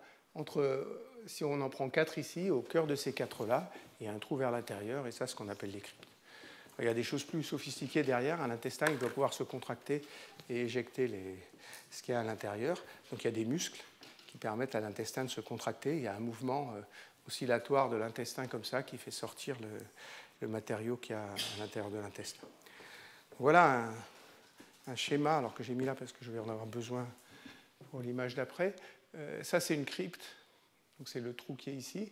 Et puis, cette protrusion, ce doigt, ça s'appelle des villi. Donc voilà une coupe d'un villi. Vous voyez qu'il y a une monocouche de cellules autour. Ça, c'est un tissu épithélial qui borde ces villi-là. Et puis au milieu, il y a ce qu'on appelle le stroma. Le stroma, c'est de la matrice extracellulaire avec quelques cellules. Donc c'est un tissu conjonctif. Donc voilà un schéma de la crypte ici. Ce que vous montre ce dessin, c'est comment apparaît un cancer de l'intestin. Le cancer apparaît au milieu de la crypte par branchement latéral. Donc il y a des divisions qui se font supplémentaires et on branche de ce côté-là et puis on fait apparaître un morceau de tissu cancéreux de ce côté-là. Donc la première raison pour laquelle... Bon, d'abord, on était un peu fasciné par cette histoire de réseau qui était périodique et de cryptes et de villi.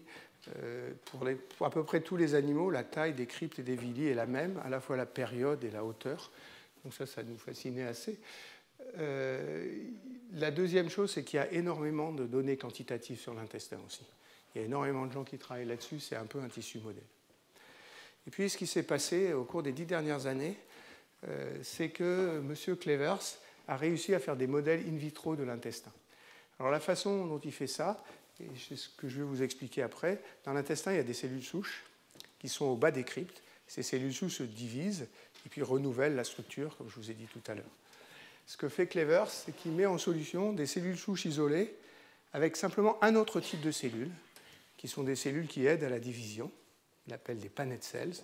Et à partir de ces cellules-là, il fait des structures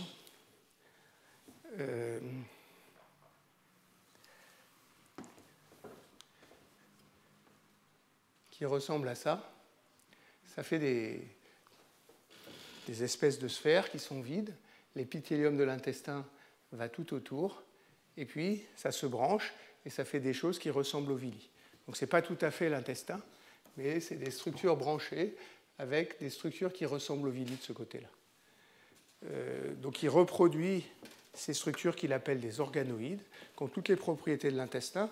En particulier, il y a tous les types de cellules qui sont dans l'intestin, qui sont obtenues par différenciation des cellules souches qu'il a mis au départ. Alors au début, il était le seul à faire ça. Avec 2 cellules, au départ, c'est difficile à faire. Ce que font les gens à l'Institut Curie, c'est qu'ils prennent une crypte, ils le mettent en solution, et puis ils obtiennent des objets comme ça. Alors ça, c'est un peu une idéalisation. Vous avez l'organoïde ici, Puis vous avez les structures en crypte qui sont là. Il n'y a pas de villi. Le villi est plat ici, mais il y a des endroits ou des organismes pour lesquels le villi est assez plat. Donc ce n'est pas très, très gênant de ne pas avoir de villi. Mais ça, c'est considéré comme un matériau sur lequel on peut étudier les cellules de l'intestin presque dans leurs conditions naturelles. Alors, je vais vous montrer que ça existe. Voilà un organoïde. Ce qui est marqué en vert, c'est le fond des cryptes. Donc, c'est les cellules qui sont au fond des cryptes qui sont les cellules souches. Donc, on voit qu'il y a des cryptes qui se divisent. Tout ça, c'est des cryptes qui sont formées autour de la sphère qui est ici.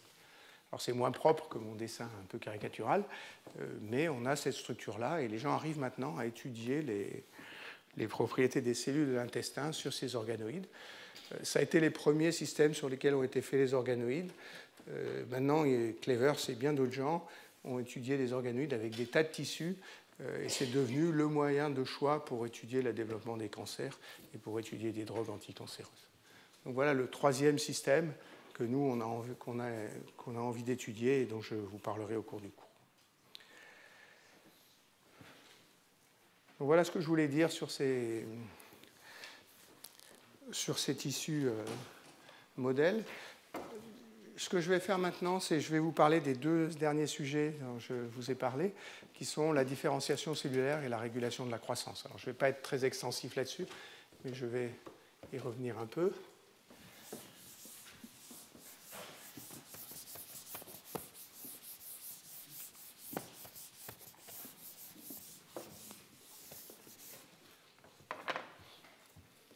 C'est deuxièmement, régulation de la croissance.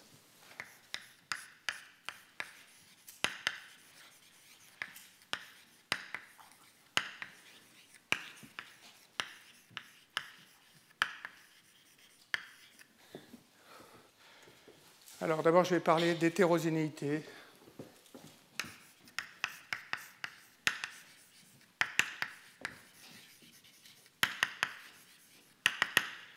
Des cellules souches.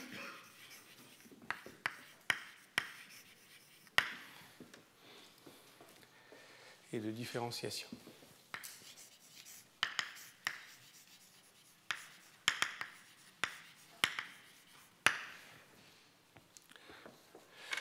Peut-être le premier point, c'est que la plupart des tissus sont hétérogènes. Ce que j'entends par là, c'est que les tissus sont formés de plusieurs types cellulaires.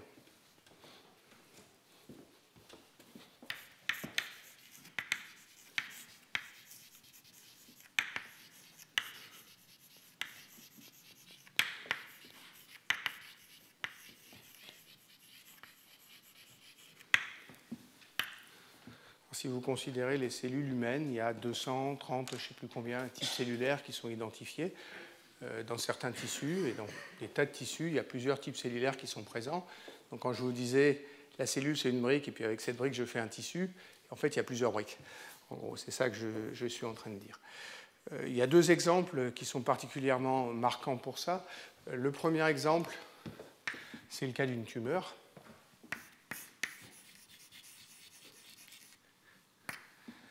Ce que vous savez tous, c'est que dans une tumeur, il y a des mutations, et qu'à cause des mutations, on passe à des types cellulaires qui sont différents.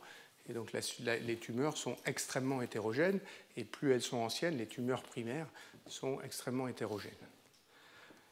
Ça veut dire que pour certaines propriétés, je ne peux absolument pas décrire le tissu en considérant qu'il y a un seul type de cellule. Aux propriétés globales que je vous ai données au début, il faut que j'en rajoute une autre, qui a des types cellulaires qui sont différents. Il faudra étudier des tissus qui sont un peu hétérogènes. Je vais revenir un peu, assez brièvement, sur mon... Est-ce qu'il est ? Il est là. Sur mon dessin de l'intestin. Donc voilà les cryptes de l'intestin. Il s'avère que dans l'intestin, il y a plusieurs types de cellules. Il y a 3 types de cellules. Il y a des cellules souches.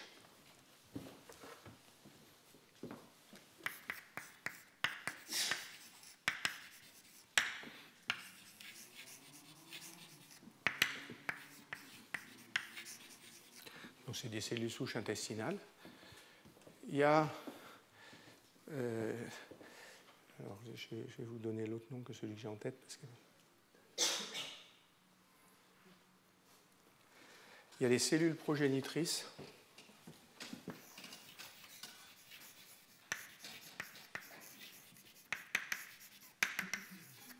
et il y a des cellules totalement différenciées.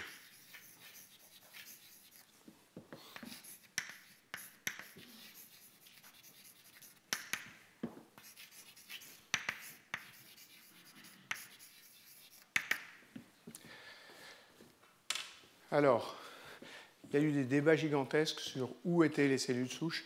Je ne vais pas rentrer dans ces détails-là. En gros, les cellules souches, elles sont au fond de la crypte ici.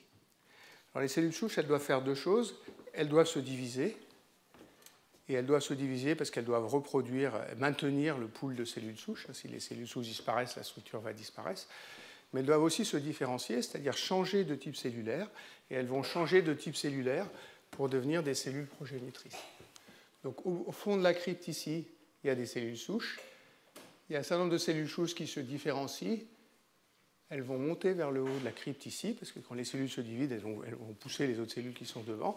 Et puis, ici, là où apparaissent les tuneurs, c'est des cellules progénitrices.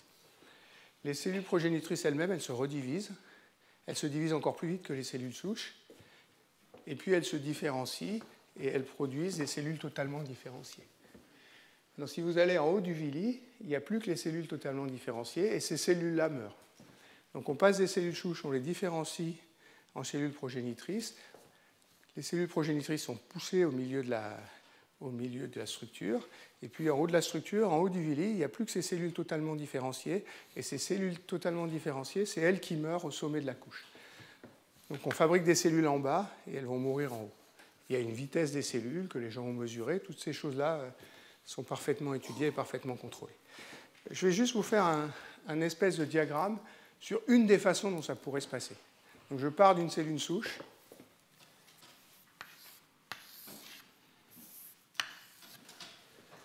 Et puis cette cellule souche se divise. Alors il y a deux solutions. Soit elle se divise de façon symétrique et elle fait deux cellules souches, soit elle se divise de façon asymétrique et elle fait une cellule souche et une cellule progénitrice. Je vais vous décrire le scénario où elle se divise de façon symétrique.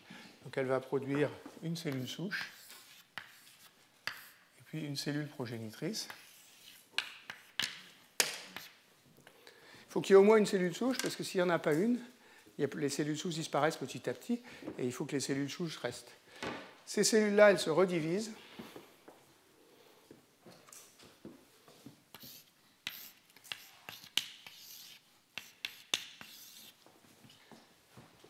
Pareil, je suppose que la division est symétrique. Non, j'ai écrit des bêtises. J'ai écrit asymétrique, alors je voulais écrire symétrique. Je recommence. Donc une cellule souche donne deux cellules souches. Celle-là va se différencier en cellule progénitrice. La cellule progénitrice, elle se divise en deux cellules progénitrices. Elles peuvent se différencier et ça donne des cellules totalement différenciées.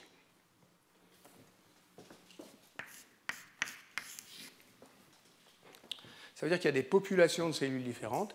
Si vous connaissez les taux auxquels arrivent toutes ces transformations-là, la division des cellules souches, la différenciation des cellules souches en cellules progénitrices, la division des cellules progénitrices et la différenciation des cellules progénitrices en cellules totalement différenciées, vous pouvez regarder l'équilibre des populations à l'intérieur de l'intestin. Alors il y a une dernière chose que je n'ai pas écrite, c'est que celle-là, elle meurt. Donc il y a un équilibre qui se fait, un équilibre homéostatique, où il y a une fraction des cellules qui sont des cellules souches, une fraction des cellules qui sont des cellules progénitrices, et une fraction des cellules qui sont des cellules totalement différenciées.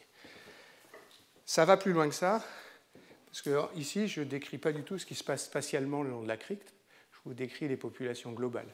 Je vous ai dit que la cellule souche était en bas. Alors pourquoi est-ce qu'elle est en bas? Probablement parce qu'il y a un signal chimique qui force la cellule souche à être en bas, ou alors un signal physique. En bas, la courbure est dans ce sens-là.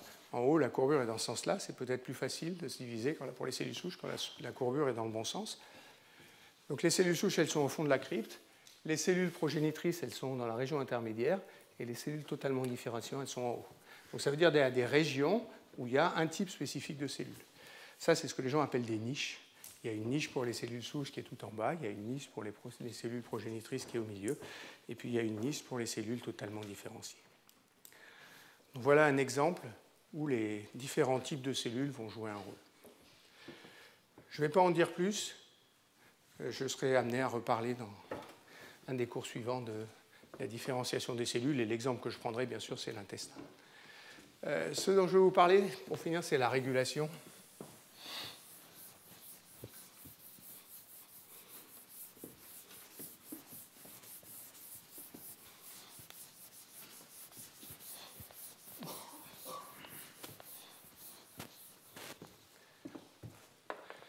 Alors, régulation chimique.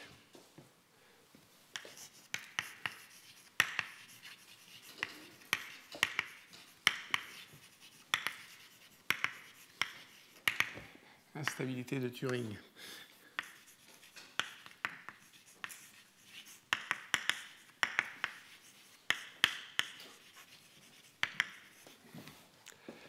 Mon premier commentaire, c'est que la plupart des processus cellulaires sont hautement régulés.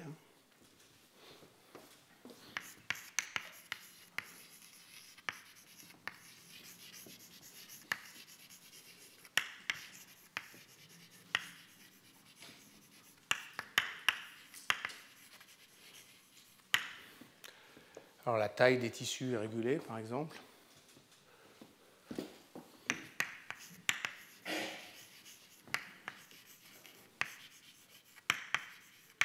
La division cellulaire est régulée.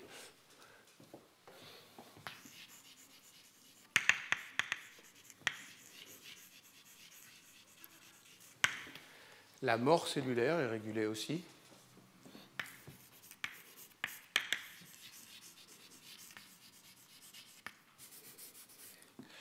Alors la mort cellulaire dont je vais parler, et ça va être le cas là, mais ça va être le cas dans presque toute la suite du cours, c'est ce qu'on appelle l'apoptose.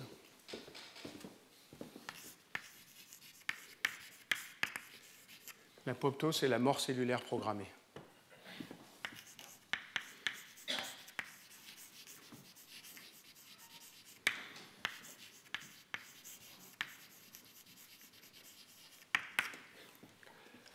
Dans une cellule saine, la mort cellulaire est régulée et il faut absolument que les cellules meurent. Un des problèmes de à peu près tous les cancers, c'est la dérégulation de la mort cellulaire. La mort cellulaire ne se produit plus et il y a une prolifération de cellules qui est due à la dérégulation de la mort cellulaire.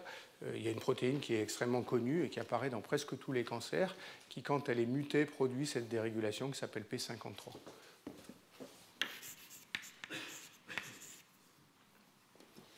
Donc, quand il y a des mutations de P53, ce que ça fait, c'est on supprime la régulation de l'apoptose et ça crée de la prolifération.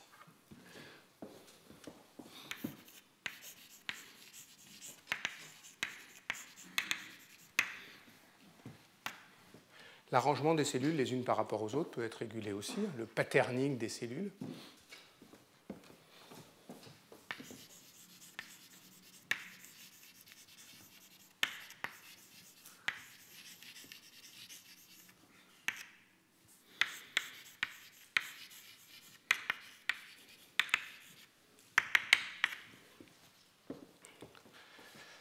Je vais arrêter ma liste là, mais à peu près tous les processus cellulaires auxquels vous pouvez penser sont régulés et sont contrôlés. Le point que je veux faire, c'est qu'il y a en gros deux mécanismes pour réguler les processus cellulaires. Il y a un mécanisme chimique.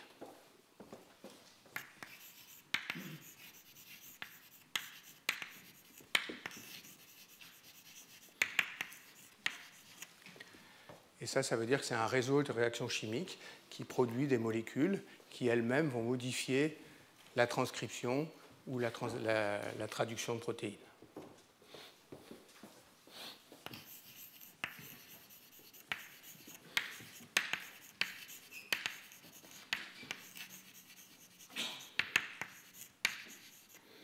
Alors c'est ce qu'en anglais on appelle les pathways.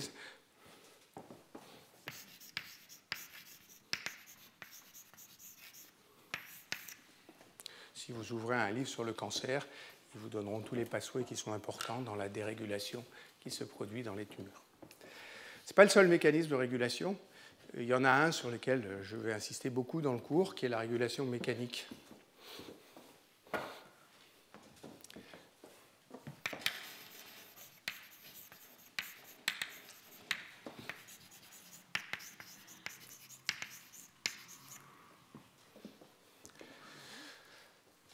Ce que j'entends par là, c'est que pour la régulation chimique, les paramètres de la cellule dépendent de certaines molécules, de morphogènes par exemple, de la concentration de ces molécules-là. Dans la régulation mécanique, les paramètres des cellules dépendent des contraintes mécaniques locales. Les deux sont importants, et parfois les deux sont importants pour le même mécanisme. Celui-là a été très étudié par les biologistes. Maintenant, à peu près tout le monde est convaincu qu'il y a de la régulation mécanique. Il y a par exemple de la régulation mécanique de la division cellulaire. Il n'y a absolument aucun doute là-dessus. Et moi, j'insisterai plutôt sur celui-là. Alors, ce que je vais faire pour finir, je n'ai peut-être pas le temps de le faire en entier, mais je vais juste vous dire ce que je veux faire et je le ferai la semaine prochaine.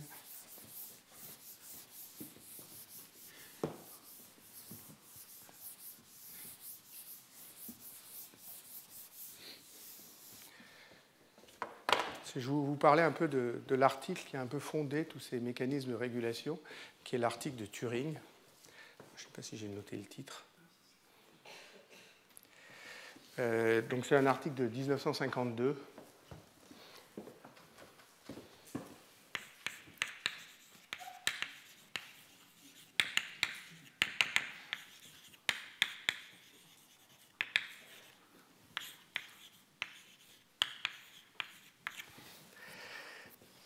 Si vous voulez lire un article génial, lisez cet article-là.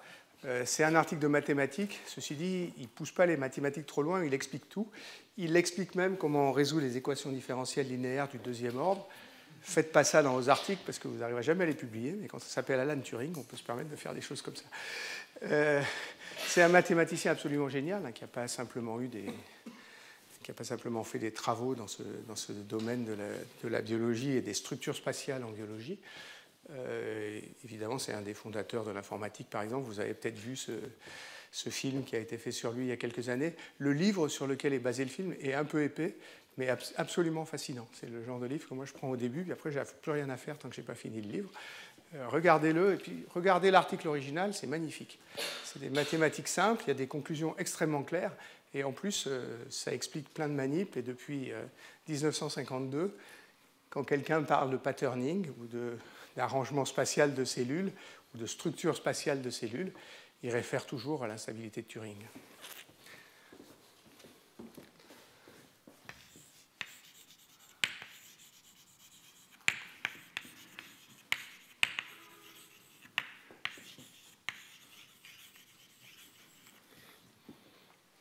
Donc, ce que voulait faire Turing, c'est expliquer que dans un certain nombre de cas, il y a une structuration des cellules, et il y a une structuration qui est périodique, mais périodique avec une période qui ne dépend pas de la taille de l'organe qu'on regarde.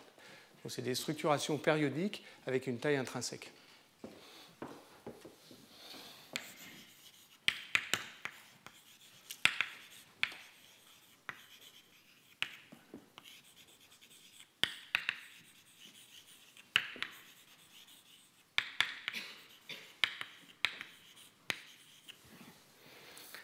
Alors, ce que dit Turing, c'est que pour arriver à contrôler une structure périodique, il suffit de deux molécules, une qu'il appelle l'activateur et l'autre qu'il appelle l'inhibiteur.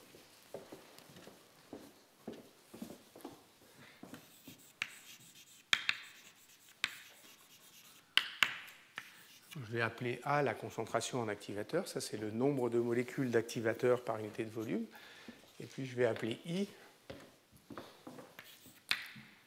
l'inhibiteur, que je vais appeler. Alors, je vais vous faire un petit dessin qu'on trouve maintenant dans tous les livres de biologie des systèmes, qui est qu'est-ce que ça veut dire un activateur et un inhibiteur. J'ai ces deux molécules. Un activateur A.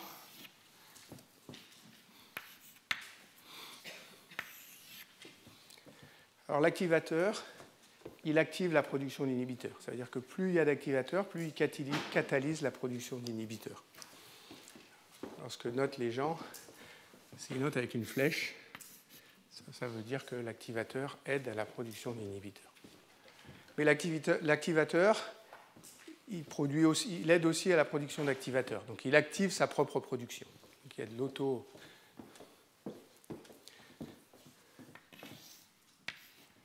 Donc l'activateur, il augmente la concentration en inhibiteur, et il augmente la concentration en activateur. L'inhibiteur, il ne fait qu'une chose, c'est qu'il inhibe l'activateur, donc il diminue la concentration en inhibiteur, en activateur. Donc celui-là, il inhibe la concentration en activateur. Donc ça, c'est la base du mécanisme de Turing. Il n'y a pas plus que ça. Comme je vous disais, dans l'article, il n'y a pratiquement que des équations différentielles linéaires à coefficient constant que tout le monde peut comprendre. Alors, je vais vous écrire les équations, puis je m'arrêterai là. Et elles sont extrêmement simples. Et la semaine prochaine, je vous dirai comment ça marche et ce que ça fait. Donc l'activateur, il a une concentration A. Ce qui écrit Turing, c'est dA sur dt. Alors l'activateur, il diffuse. Donc il a un coefficient de diffusion. dA sur dt, c'est d fois le Laplacien de A. Ça, c'est la diffusion classique. Et puis, il y a des réactions chimiques. Il y a des réactions chimiques qui produisent de l'activateur ou qui inhibent la production d'activateur. Ça, c'est une fonction non linéaire.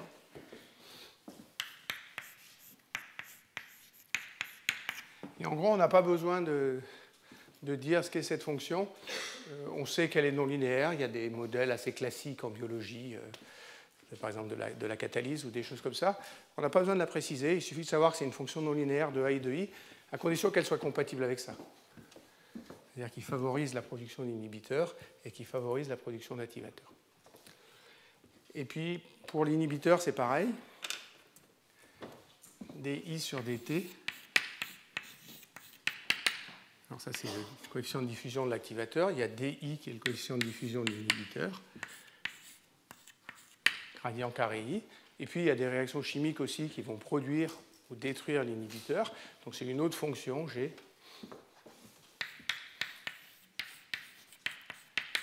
Sachant que cette fonction-là, plus il y a d'inhibiteurs, plus on décrit l'activateur, et plus il y a d'activateurs, plus on produit d'inhibiteurs. C'est les seules contraintes qu'il faut se fixer.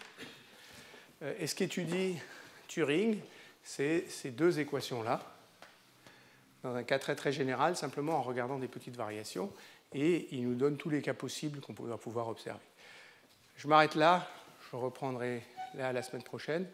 Ce dont je vous parlais après, avant de passer vraiment à la physique pour la biologie, c'est ce que nous apprend la dynamique des populations, qui est importante dans tous les tissus. Voilà, je m'arrête là et je vous remercie.